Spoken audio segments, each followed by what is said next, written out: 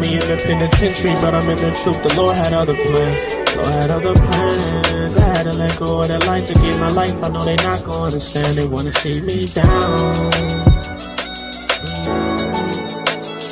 Won't let them take my crown. Won't let them take my crown. When the righteous on authority, the people rejoice. But the ones that rule now, they say that slave is a choice. Call it the great migration. Slaughtered like animals, devils got a perpetual hatred for our nation. This place need to burn soon. Still licking our wounds, ain't in a position to listen to coons. We ain't got time for your 2 cents. While we still getting hung by a neck, it's such a nuisance. Hey, Shalom, Lord Christ, Israel. My name is Officer I.S.U.P.K, Officer 50 in the I.S.U.P.K under Commander General Yohanna. And today we're here doing an interview with a survivor from the candle factory in Mayfield, Kentucky. If you would, sis, go ahead and let everybody know what your name is. Angelita Turner. All right, Miss Angelita. Now, how long have you been working at the candle factory? I've been there this time 2 months. Previously, I was there for about 7 years. But I came this round because I'm majoring in manufacturing engineering. Awesome. So I had to have an internship. So I went ahead and took this while I was available. Okay, that's awesome. Now, what are like some of the experiences you've had working at the candle factory? It's fast paced. Okay. It's about production. It's all about numbers, no safety. That's all it's about. Numbers and no safety. So like they have no regards for the employees that they had working for them. No. Okay. It used to be like when I used to work there, it used to like glass and stuff drop on the floor. You had to clean it up immediately. This go round, no. Nobody. It was all about getting these numbers out as quick, fast as possible. You know, it's the holiday season. Right. Okay, so with that being said, was there people asking to leave? Did you ask to leave? And what was you told if you did ask to leave? Like, what was going on with that? I didn't ask to leave because, one, I live in Murray.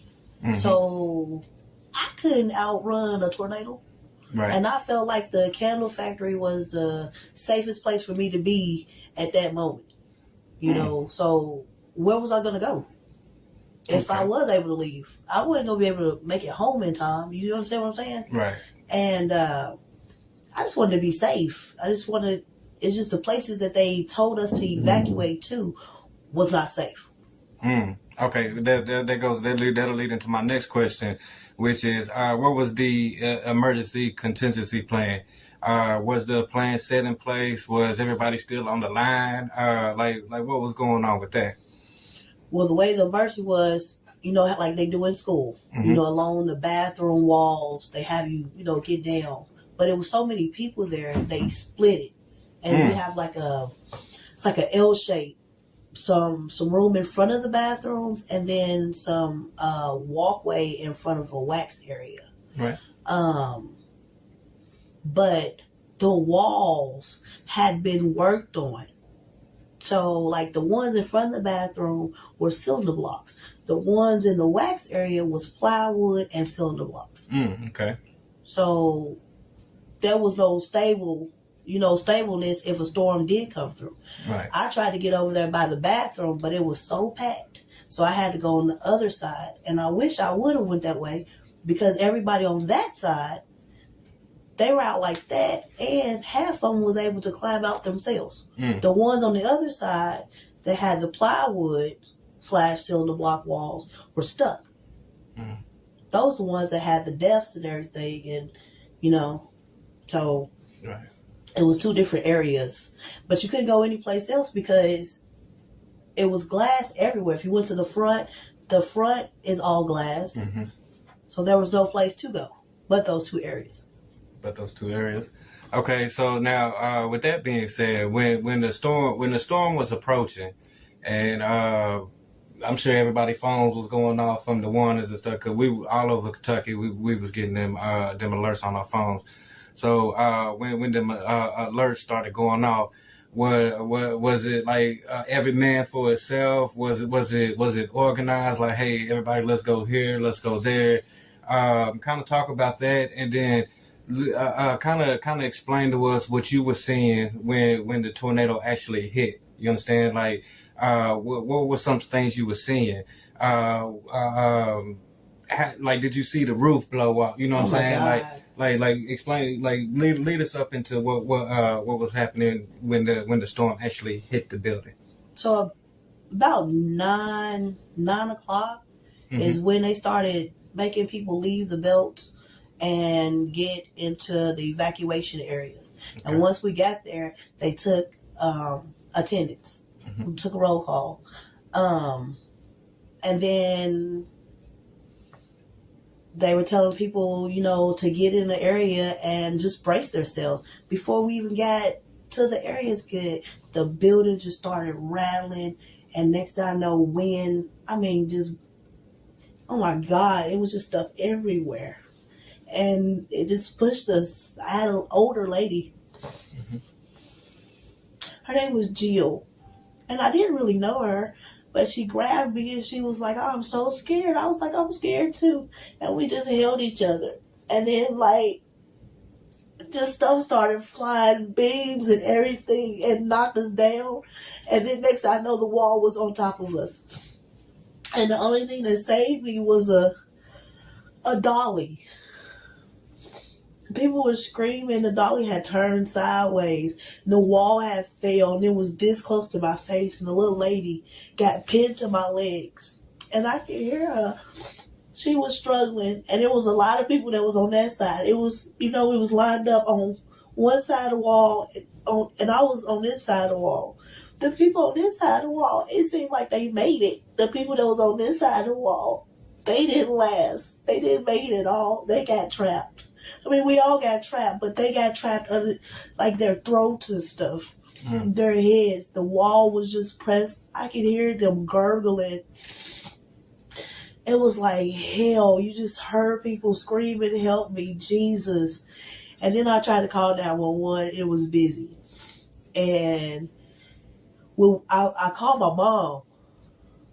And that's how I ended up getting into it, and, you know, getting a hold of 911. And they told her that everything was gone, and that they was trying to get to us as fast as they could. They had to have people from other areas come in, and we just laid there and waited.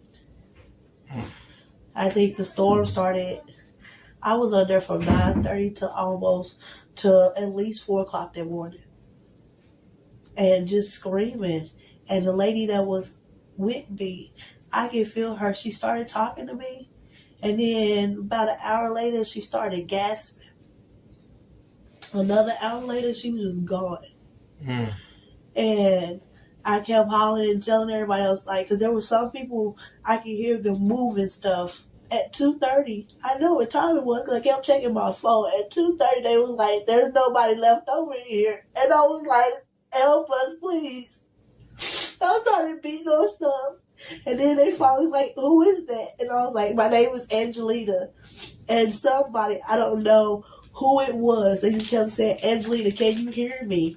And I said, yes. They said, is anybody else under there with you? And I said, we got about 13 people under here. And at least 4 of them aren't breathing. And they kept just saying, stay with us. But that was after they had walked all over us and stuff. You could hear them just giving up on us. But that is something I never want to experience again, though. Just the hollering. Oh, my God. And then we were just running out of air. And the more the rubble, the wall just caved. I'm combing my hair now because I got fiberglass and glass still stuck in my hair. This is my first time being able to get in the shower since this accident. I haven't been able to move, and I done broke my leg. You can see it. I'm trying to get the camera again. I don't want to get my ugly toe. And then I got burns from chemical burns all over my backside, just laying there. It's not gonna turn around. We can edit all this out. Right Look, just laying there. And I'm just thankful they just was able to get us out. And the people, it was people, I mean, we knew they were dead. And we were telling them, there's more people in there. And they were just like, we'll get them out in a minute. We'll get them out in a minute, and bless it. Yeah, I know that's tough, especially the lady died in your lap. That is crazy. That is crazy. Now, dang, that is crazy. Lady died in your lap. That is crazy. I was also reading some reports where it said that like 8 people died in the company after that happened. Do you know, has the company reached out to you or reached out to anybody? They have, but they, just like today, they just reached out to me and say, "Hey, you got anything?" And I'm like, y'all called me 2 days ago and said y'all was sending stuff, but I ain't got it yet. Right. But they keep telling me to call this 1-800 number. Call this hotline. But what am I calling the hotline for if you're not going to do anything? And then they gave us this tornado fund, which I'm thankful for everything, but that is traumatic. Right. Like, I have nightmares for the rest of my life. You know, just hearing those people. For the last week, they didn't have to give me anxiety medicine. Just hearing them people scream over and over again. And ain't nothing you can do and be in pain, and there's so much pain. The pain was unbearable. And then when the tornado came in, it was like a train. It was so loud, and I mean, it just picked us up and slammed us dead into the wall. And I thought that when they came to rescue us, I thought maybe just the walls, had collapsed. They're like, no, the building is gone. When they got me out of there, I mean, the building is gone. I don't even know what I was under to even say, like, the building collapsed under me.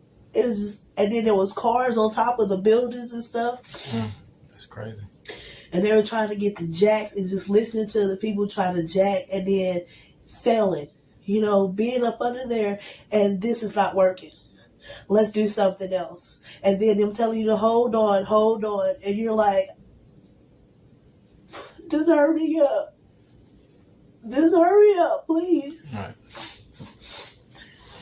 I'm sorry. No, you're all right. Go ahead. You're all right. Go ahead. Take your time. Take your time. Just let me know when you're ready. Okay. Take your time. I'm okay. Oh, you sure? Uh-huh. All right. So it's pretty much safe to say that the company chose profits over people. Yeah. This time of year, they always do. Because that's what it's about. The Christmas time, production is always up to at least Valentine's Day. And then, like, once that, they'll stockpile and then they'll slow down. And half those people that was working won't even be there. That many people don't usually work at the candy factory. Only during the holiday seasons. Right. And that's what it's about during the holidays. They're trying to get wax melts, candle sets, because that's what people like. Right. Slaughtered like animals, devils got a perpetual hatred for our nation. This place need to burn soon. Still licking our wounds, ain't in a position to listen to clones. We ain't got time for your 2 cents. While we still getting hung by a neck, it's such a nuisance. What's your name, brother? I'll Brent Chris, but they call me Brent Chris. Brent Chris? Yeah, or DJ Bopper. Okay. Yeah. So you familiar with the area with Mayfield? Yeah. I've been here since about 15. Okay. Yeah. Okay. Before then, just even in and out and visits and stuff. So yeah, this is home. Okay. Well, I'm Officer Nashak from the I.S.U.P.K. under Command of GEN.YAHANNA. And what we do, man, we basically teach our people about who they are according to the Bible. But today, we just came here really because me, myself, I've been researching what happened in Mayfield with the tornadoes. And the only thing I've been seeing is like one side of the story. Like when you come to other neighborhoods, you kind of see what black folks is going through. So I just want to get your take on when it first hit. What was our people going through? Well, I was at, of course, throughout the day, super hot and whatnot. They've been giving warnings, they've been issuing, all day long. So, of course, like any other halfway tornado, people taking it lightly, whatever. But as the day went on, some people started tuning in like, okay, he's still talking about it. So you get to the final hours of it where, okay, now it's been on the ground for this long. It's been on the ground this long. It's coming. It's not, we didn't have a watch. We didn't have the warning. And it starts to get here, you're like, now we probably maybe need to take this one. Even if it's, a little light, maybe not light, but be prepared, you know what I mean? So once it got so far, the meteorologist's face, I actually happened to watch it at the time. He was just demanding, like, this is not a warning, this is not a watch, this is an emergency. Get the shelter somewhere, call my brother, call my kids. Of course, I was with one of my kids, my older one was older, she was in Paducah, so it was a Christmas party, she was good. So called my brother, he lived in one of the parts here. He said, yeah, he cool. I know what he meant, he might going to fall over, but as he got there, you started feeling it different. A little wind started picking up, so we get into the, tub and stuff, and then he's saying it's right above y'all. So we're like, okay, boom, lights go out. So now we like, oh man, it really is here. Now you just hear it picking up sounding like a fucking blizzard about to start coming down from somewhere. Then your ears get to popping. Then, just. Is it true what they say about it sound like a train? I didn't get that direct part of it. My brother, when I went over there right after it was over, popping ears, sound like a train. Cause see, he actually was looking out the back door as it was coming to us. So it come from like the family company area. And he's coming, he said, man, all I seen was purple and blue. Immediately the wind just hit. So he done got behind, like I call the old person peek, behind the door like purple and blue? Purple and blue. He said he got behind the door, like, old people peek behind the door like that. Next thing you know, he's fighting to try to get the door closed. Boom. Said he finally got it closed, ran under with his comforter, and just hid in the closet. Lo and behold, after all this stuff was over with, because I immediately went over there, I called my daughter. She said my grandkids were over in that area too, and the smoke, the oxygen thing was going off. So I done had to run over there and, get to all that hell as it just happened maybe 10 minutes ago as it just came through. So we talking total, and it's still raining, still lightning, still windy. Craziest shit I ever felt. People hollering, somebody's sister, mother got taken off, which people did get taken off. You talking about the tornado picking them up in the air? Where my mama? Tornado took my mama. Well, I'm trying to get to the candle company. Where's my whatchamacallit? There's some people that was found 100 yards from where they went to sleep at. Good Lord. I don't know if you had a chance to actually go through the neighborhood, but you are looking at good stuff. This is good. This is kind of what the outskirt is, because it hit more going kind of like that way. Coming in, we seen trees bent over. It's like people's roofs and tin everywhere. Light work. So we need to go around the city and get the real. You gotta go in the city. Okay. In the heart of it. What I call the heart of it. Right. You know what I'm saying? You gotta go in there where it hit nothing but the hoods and the lower income spots more than any. I'm not saying nobody else to debris or whatnot, but it hit there in the business part area. So yeah, it's. Well, let me ask you this. Okay, since it destroyed those areas, where did those people go? Like, where are they at right now? That night, I think they opened a quick shelter at the Mayfield High School because it happened at 8:30, 9 o'clock in the morning. At night. So a lot of them maybe had to stay overnight. You really don't know. I had to take my grandkids to my brothers, because his spot was okay except for the outside, and then they live actually in the country, so they were cool. But one part of it didn't have lights, but that part, like in the blacks, you had to get out of there. You had to just go wherever you possibly could. At the time, you got every ambulance it's a small town, so you got every ambulance, which could be 5, 6, I don't really know, going to every emergency call. Right. So emergency lines busy. This is going here, that's going there. Police going here, fire truck going there. Chaos. People going here, there. got to get out the house. Stuff still falling. Screaming in the middle of the streets. My brother said after it was over, he went outside. That's all he heard around there was screaming because it got hit so hard. You don't know what's going on. It just happened. You've never felt this before. You know what I mean? Yeah. So it was crazy. It was crazy, man. Just to even go through there, trying to get to my brother, dodging the tree, and then you don't know power lines all swinging. It's still raining. It's still really lightning. Boats coming down a big. You know what I'm saying? This ain't no just. It's still all that coming behind it. You know what I'm saying? So where's this shit at? In the like while y'all recovering right now, has everybody found places to stay? Still working on it. We're really still in the process of doing this. Right. We're still shaking it out. Yeah. You know? And are y'all getting help from the government? Won't let him take my crown. Won't let him take my crown. It wasn't word of mouth, no. And the thing about that is, wasn't nobody coming into the inner part where people did need that. You know what I'm saying? When you say nobody, what do you mean? Wasn't nobody coming through.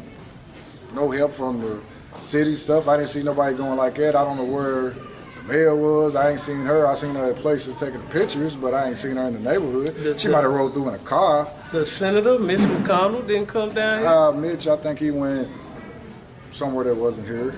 I think the better side of things. McConnell went somewhere he wasn't here. I know I ain't seen him or heard anyone around here seeing him. Gotcha. You know, so you basically telling me, and if I could, I don't mean to interrupt you, but you basically telling me y'all had to come together and fend for yourselves. Well, we was gonna do that regardless. I know how our people are, so I was just shocked. Like when my friend went to go see his church, I knew he was down. He came the day before, you know, because his mother lives here also.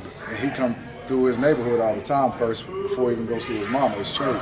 But that Saturday I was helping a close personal friend, you know, and kind of get my kids and everybody make sure I had to take care of me first before I could come out and help people. So that was more of a Saturday thing.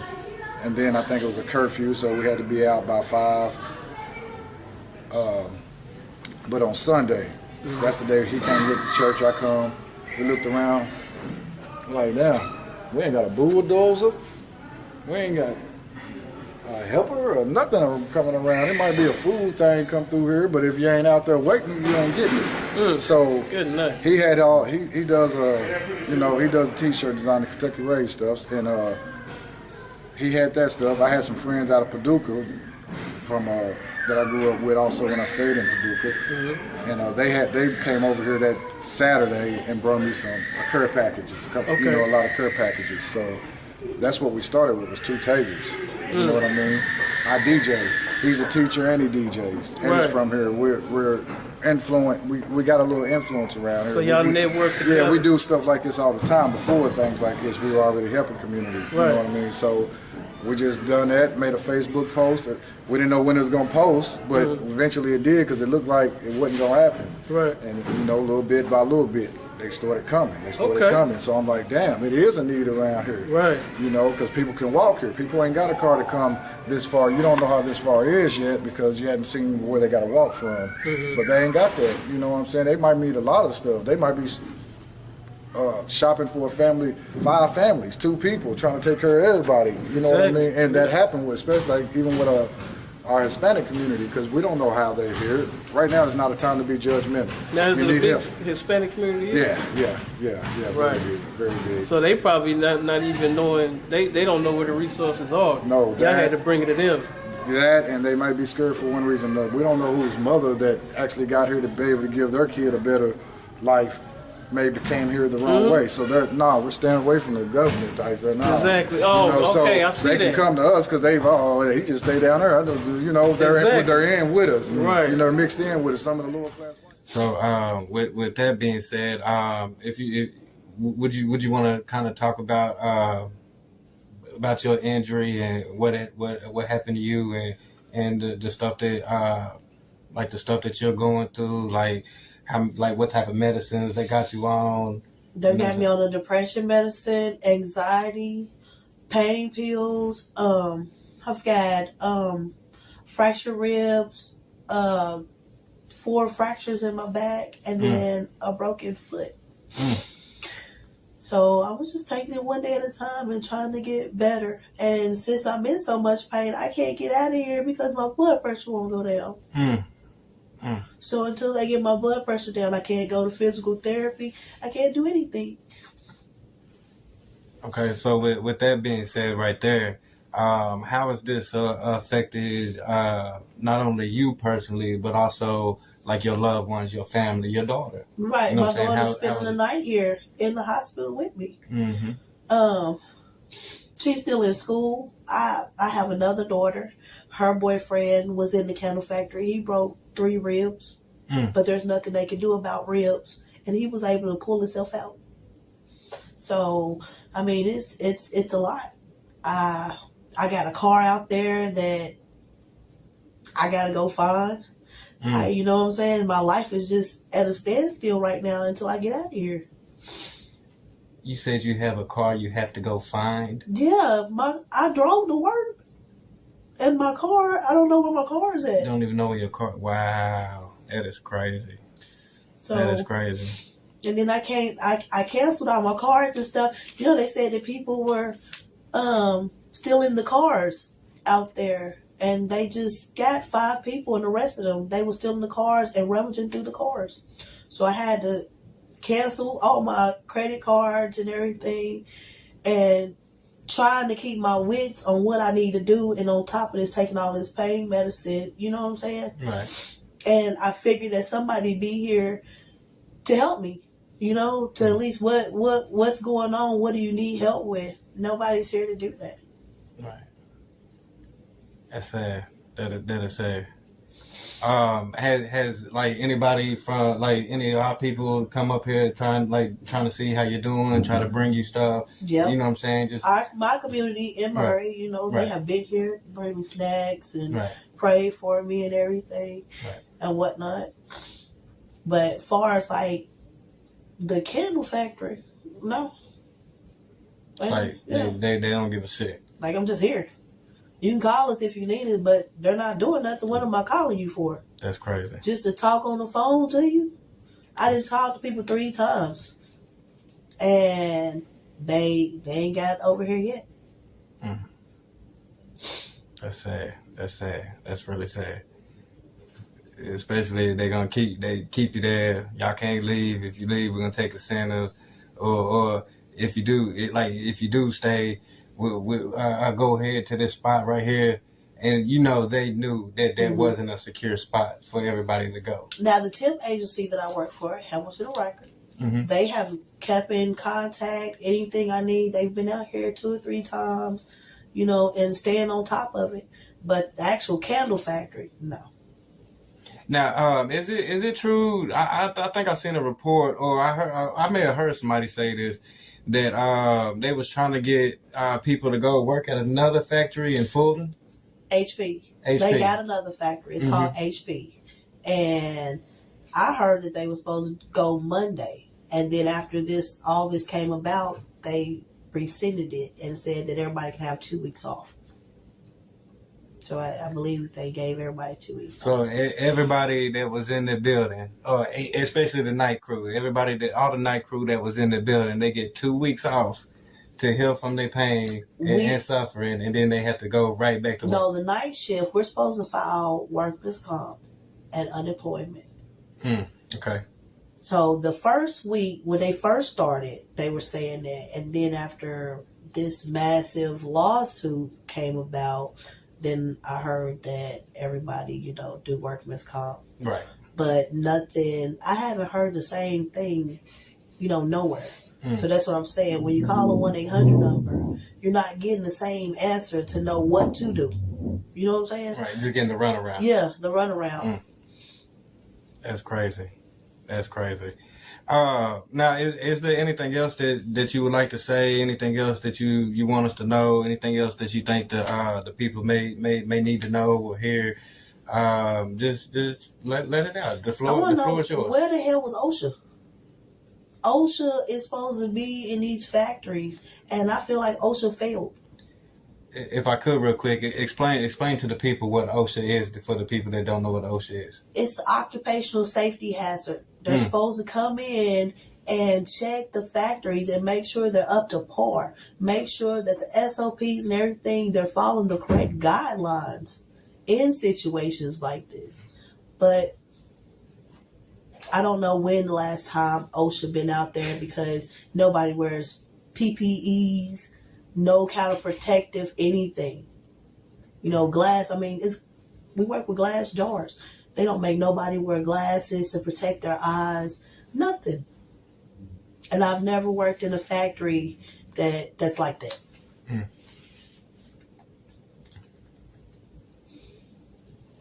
That's crazy. That's crazy. Is that all you have? The floor is yours. You can say, well, it's open for you. Say anything you like. Put your let everybody know what your GoFundMe is. If they can help out, they can send you some help. I don't remember it. My daughter did it. What's the name of it? It's all good. You can send me the link and I'll put the link out for you. My daughter did it. I don't even know about no GoFundMe. I got you. My daughter did all that. You know, I'm getting old. I'll be trying to put my age out there now. We getting old. And these kids know more about these phones. My daughter sat here and did a GoFundMe page in like 5 minutes. I didn't. And she says, Mom, you sitting up here and you're suffering and whatnot. I put you on the GoFundMe thing, so maybe you can get some help. Right. And this close to Christmas, you know, it's just, I'd be okay if I was at home, if I didn't have to go through this. But now I'm thinking that what the steps that I want to take in my life, what am I going to do now? Like, am I going to be able to walk? You know what I'm saying? My foot is numb. Like, I can move my toes, but they're numb. Right. And my goal was to work in a factory. But now I'm starting to think, like, you know what? I might want to go and do OSHA and crack down on these factories like this. You know what I'm saying? Most High Christ. Most High Christ. Maybe that is a sign that that's what I need to do. And that's why, you know, I was saved to do that. I don't know. Most High Christ, sis. Most High Christ. One last question. Do you have any any legal representation? Have you contacted any lawyers or anything to see what maybe you could possibly do? I contacted Morgan & Morgan. And so far, they're waiting on me to finish my process of what the doctor's saying. And they're holding my hand. And that's what I'm thankful for. Somebody to hold my hand. Who knows what to do in situations like this? Right. You know, and that's the reason why I hired an attorney. If the candle factory would have came and like, look, you know what I'm saying? We fucked up. You know, and this is what you need to do, and we're gonna do it this way, and you know what I'm saying? I would be more at ease because I feel like someone cared. But I had to go out of my way to go get someone to hold my hand. Right. To tell me, yeah, they fucked up, but we got you. Right. So that's one day at a time, and I'm just trying to raise my kids and stay out the way. Right, right. Well, I really do appreciate you, your courageous testimony right here. I know you didn't have to do it, so I do appreciate you. I know it brought out a lot of emotions. I apologize for that, but it just helps to get that out. Yeah. You know what I'm saying? Just letting other people see, letting other people know what you're going through. Maybe that'll help somebody else in the long run, you know. So it's always good that you can get that out. And I do appreciate you for doing that. Okay. Mm-hmm. I bet they'll change it after this go round. I bet it won't be the same. They'll be more strict. What you said. But it shouldn't have to. This shouldn't have to happen. Right. You're exactly right. This shouldn't have happened. It had to happen for a company to want to do better by the employees. To at least just make sure they're safe. You know what I'm saying? Right. Choosing profit over people, that doesn't get humanity anywhere. You understand? So, I really do appreciate you. And unless you have anything else you want to say, we can go ahead and end it because I know you may be a little emotional right now, and I don't want to. You know what I'm saying? So with that, just keep me in your prayers. So Israel, let's keep Angelita in our prayers. And with that, I.S.U.P.K. Shalom, Israel.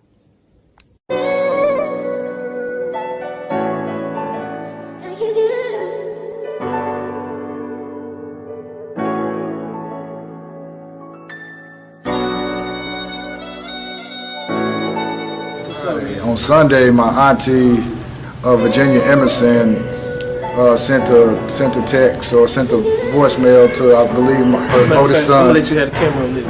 And sent a text to her oldest son. She's from Clinton, Kentucky. Sent a text to her oldest son, or a voicemail, I should say, that something's wrong with the car and she don't know where she's at. And once we got he got to check it, and you can't call it because it goes right to voicemail. And it pinged from a tower close to Dyersburg, Tennessee. It's almost been 7 days coming up. It's been 5 days, so we're still trying to locate her. We've offered an award to go with it. So, hopefully that helps influence people. I hope just because y'all see her that it influenced you. Like, she's in a 2014 Ford Fusion. She's an older lady, light-skinned. So, yeah. I don't know how far you might have to see.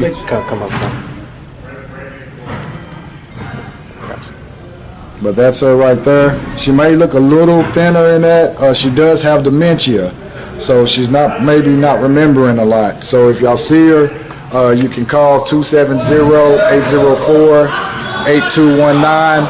I'm on Facebook as Albrent Mr. Bumpin' Crisp, CRISP last name, AUBRENT first name. Just either way of those, just try to contact me, please. Thank you.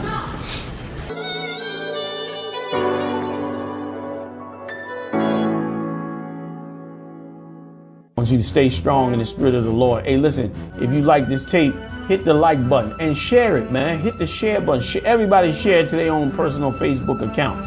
Share this video, man, to wake up brothers and sisters all over this earth. Hit the like button. Check me out Monday night. I'm live every Monday night. I bring the heavy hitters in. We do it up live right on this same channel. I'll see you then, Israel.